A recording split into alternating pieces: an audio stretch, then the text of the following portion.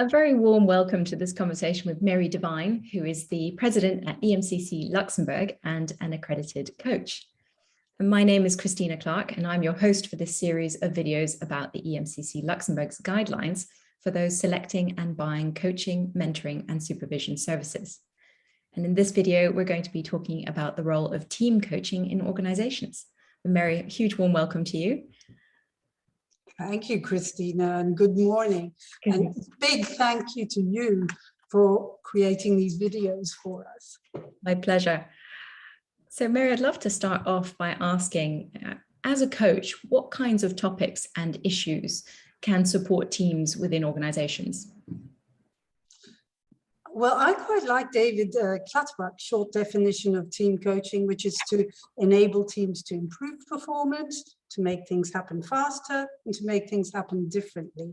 So there's a wide range of topics and issues that can be addressed in making those things happen. For example, if we're putting a new team together, team coaching can accelerate the process of moving from a group to a team. If we are confronted with a team full of individuals who are absolutely brilliant, but have not yet quite gelled and not sort of meeting their potential as a team, team coaching can support them in creating collaborative practices and collective leadership. And again, in a very fast-changing world where teams constantly need to adapt and learn, team coaching is ideally situated to really help teams reflect about what it is they need to change and to build in a learning culture so that, in fact, they are more agile and can adopt new practices more quickly. Fantastic. I love what you're saying there about building a learning culture. So how would team coaching differ from, say, team building or indeed a strategy day? Well, this is something clients often ask, so good question. Thank you, Christina. For me, team coaching is different because it focuses on the development of the team as a collective, as an entity. It's also a partnership that works over time and a journey that focuses on growing the longer term team capacity. So the purpose really is to help the team develop its own skills, knowledge, and capabilities to manage issues effectively on their own going forward.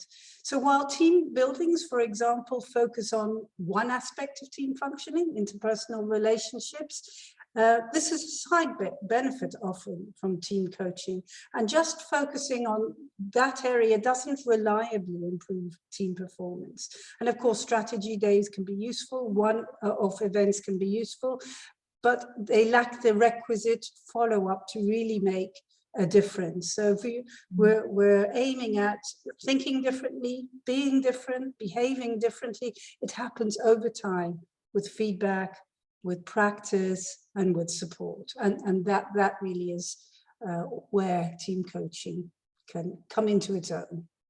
Fantastic. So a bit of an iterative approach there. Mm-hmm. And talking about approaches, what might be some of the approaches or methodologies that could be used in this context? I think a multitude. The team coaches come from a wide range of backgrounds, so their methods and their approaches will be different.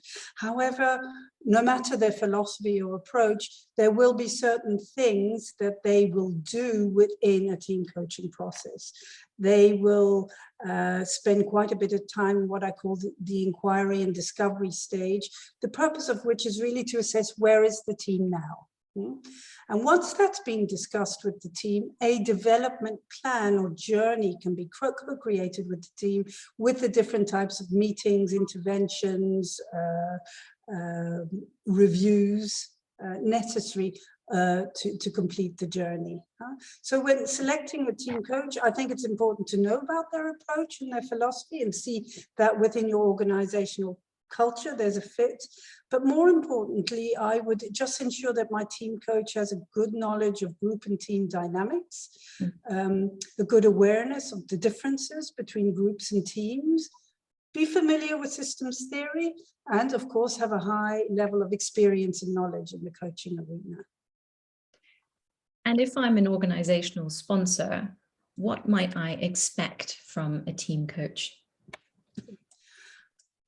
I think the first thing for me is really to assess and agree with the team coach, whether it's team coaching that's required for the team and not some other form of intervention, be it mediation, training or consultancy.